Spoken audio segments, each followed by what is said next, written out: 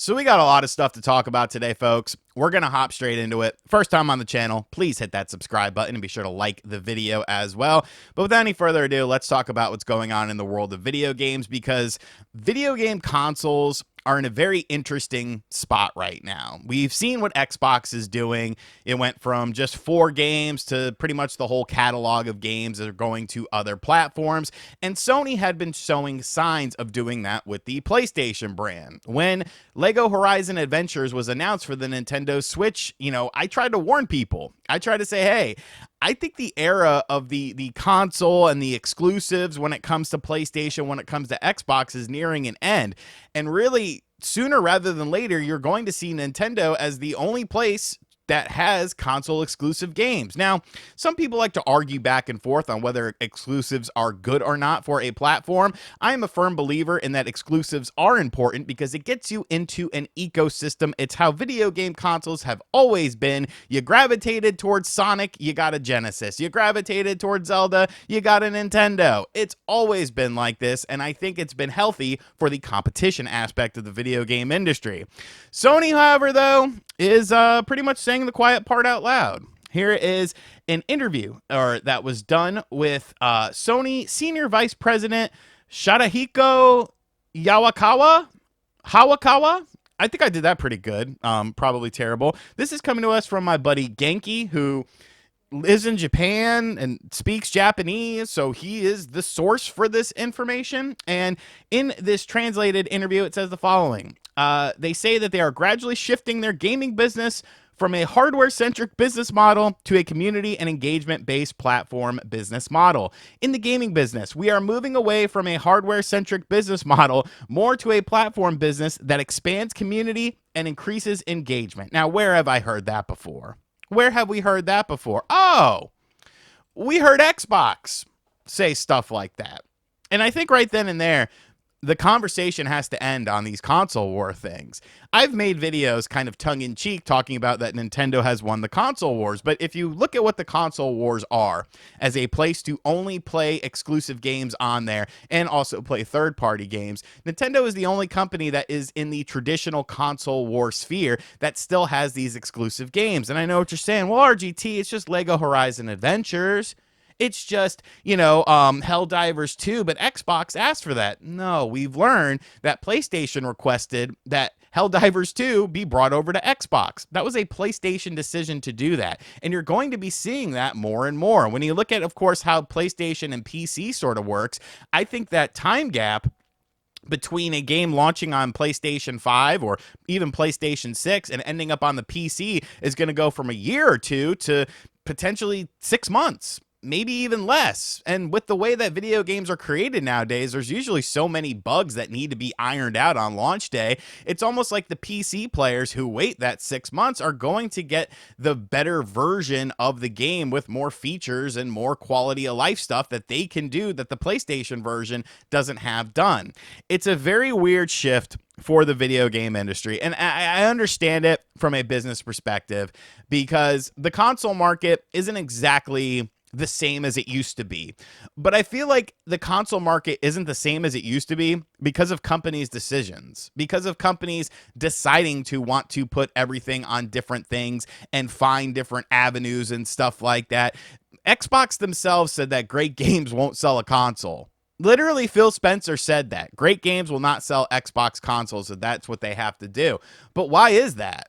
Because I don't think that's true at all. Why would you buy a certain platform if you're not buying that certain platform for games? Of course, we don't know what the future of Xbox looks like when it comes to their new handheld and, of course, their new next-generation console. It seems to have Steam integration, but it seems like PlayStation is following in a similar trajectory that Xbox is doing. I don't think it's going to be as dramatic. I don't think it's going to be every single game in the world. But when you look at the rising development costs of these games and the razor-thin profit margins, because of the fact that these games cost so much to make, or licensing costs so much with a game like, Spider-Man that we know costs a lot of money, you got to recoup this money somewhere else. You got to figure out something. And that's really the problem with the video game industry is they make these expensive games and they need it to sell, millions and millions and millions of units. And when it doesn't, it's like, oh, well, what do we do now? Like, we got to figure out something. We need that big hit, that Fortnite. Realistically speaking, you could almost blame Fortnite for all of this. That's a theory I've been having running through my mind. Because Fortnite introduced crossplay, it introduced, the free-to-play model, it introduced including a bunch of characters from all, different companies included in it and stuff like that, and how people just sink all of their time into a free-to-play game, but I'm not here to talk about that. Maybe I'll save that for a video for another day. But at the end of the day, PlayStation is going in a similar route that Xbox is doing. And I think 5 years from now, we're going to look back at console exclusives, at least on PlayStation and Xbox, as a thing that, it was a certain time period. Video games for 30 plus years, 40 plus years almost, were based on console exclusives.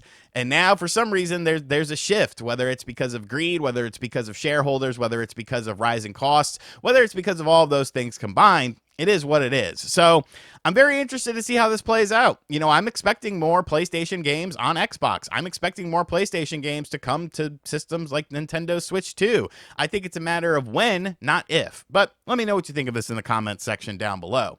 And the second thing we're going to talk about today is, Nintendo's a weird-ass company.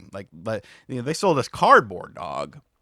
And I couldn't assemble that cardboard because I was never good at arts and crafts. I can't trace. I can't color in the lines. I can't snip on the lines. When you're cutting something, I can't do it. I can't do it. But Nintendo's always been kind of against the grain and thinking of interesting things. And we have some new patents of some very interesting things that could be potentially coming to the Nintendo Switch 2. Some new accessories that are allegedly have just been patented and are going to be used potentially. Of course, patents can either come to fruition or ends up nothing happening with it for the Switch 2. And you can see here we got a crank, like a little mouse wheel, and this is something that attaches to a Joy-Con. As you can see, it's an additional apparatus that you attach to the end of the Joy-Con 2 in order to do certain things. So this is a write-up done by Go Nintendo. I'll have a link to it in the comments section down below. People were surprised that Nintendo didn't get more weird and wild with their next-gen system. They didn't really need to, but whatever the case may be. But these patents are very interesting because when I look at these, this I think has a better chance of coming out than something like this is. When you look at this wheel thing here, there's a couple different ways to kind of go with it. You could say, oh, it's kind of like a play date. And if you know what the play date is, it's some weird hipster. I think it's a hipster handheld. I don't understand why it costs so much money. It's in black and white. I don't know. It's weird to me that so many people were really into that. I looked at it and I was like, okay, maybe for $50, sure.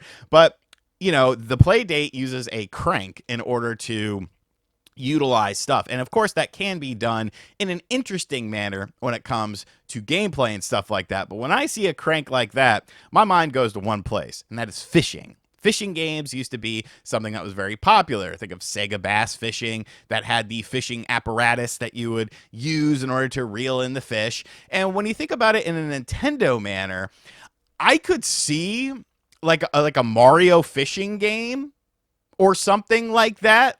If you think about it, Mario does have a whole ecosystem of underwater creatures that you could pick from tons of different games, and you do competitions and stuff, or you could do it for a Mario Party mini game. But I don't think you would want to do that. I think you would have to do something completely fleshed out in order for people to get this. Maybe Animal Crossing, the next Animal Crossing game, gets a fishing rod attachment with it bundled into it, and they kind of take the fishing a bit more seriously instead of just tapping the A button when the little the bobber, when the bobber goes under the water or something like that. Now, the other thing is, of course, a scroll wheel for the mouse. And I'm not quite sure how that would be used because when you think about the mouse functionality on the Switch 2, pretty much everything we've seen so far has been from a first person shooter perspective or navigating menus or something like that. Apex Legends has it, Cyberpunk 2077 has it, and of course, Metroid Prime 4, whenever that decides to come out, will also have mouse control support on the Nintendo Switch 2. But putting a scroll wheel on there, you're kind of like, I don't know, you're kind of negating like using the mouse in a proper way unless you're using the scroll wheel upside down to where the wheel itself is what the mechanism is that the Nintendo Switch 2 Joy-Con is identifying as the movement. So instead of having a flat surface and the infrared sensor being the mouse, like this is kind of the mouse, but I'm not really sure how that would work either. But this is Nintendo. They are selling us a game called Drag X Drive that is essentially wheelchair basketball, and with no Nintendo heart in it whatsoever. It looks like a Steam asset flip game, but they think this is going to be the next big game. So they are a company that gets a little bit weird. But I like this kind of stuff. I like thinking outside of the box. Sometimes it works. Sometimes it's, something cool. Sometimes it's not. Sometimes it's something like, why the hell did you do this? And I think, I'm looking at this on a very surface level, and I feel like most of the people in the comments will also be looking at it at a very surface level because Nintendo probably has something completely different in mind than what we're all thinking about with this. Like, I see fishing. I don't know what I see with the scroll wheel. A snail game where you're moving a snail around or something like that. I don't know, dog.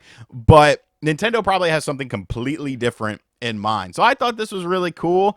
Maybe a little glimpse into some future stuff. If only one of these come out, though, do the little fishing rod thing. Like, that's cool. You got the gyro controls in there. You cast it out. You reel it in. Like, dog, that's fun. Like, I like fishing. So here's the thing. I like fishing. I don't like putting the worm on the lure because like the guts come out, and I do not like taking the fish off the hook. You say whatever you want about me. I took a fishing class at community college, and I would make other people take off the fish off the hook because our final was like we went to this lake that was in North Carolina. It was like 40 minutes away because the instructor had a house there on the lake, and we went fishing, and you had to catch a certain number of fish in order to pass the course. It was a very easy course, but I was not taking that fish off, bro. I hate the way fish feels in your hand. Give me a fish stick. I'll eat a fish stick, some pollock, white Alaskan pollock, serve it up, but I ain't touching that fish, dog. It just feels weird to me. Anyways, guys, let me know in the comment section down below. Are you surprised that Sony is shifting course, thus potentially ending the console war and the importance of exclusives? Like, I tell people this all the time. Like, it sucks getting older, but I am so glad I was alive for the real console wars. I'm so glad I was in the trenches with those real Sega versus Nintendo and stuff like that, and 64 versus PS1 versus Saturn. I'm so glad I was alive during that, and even the 360 versus the PS3, because that is a completely bygone era now that you're never going to see again.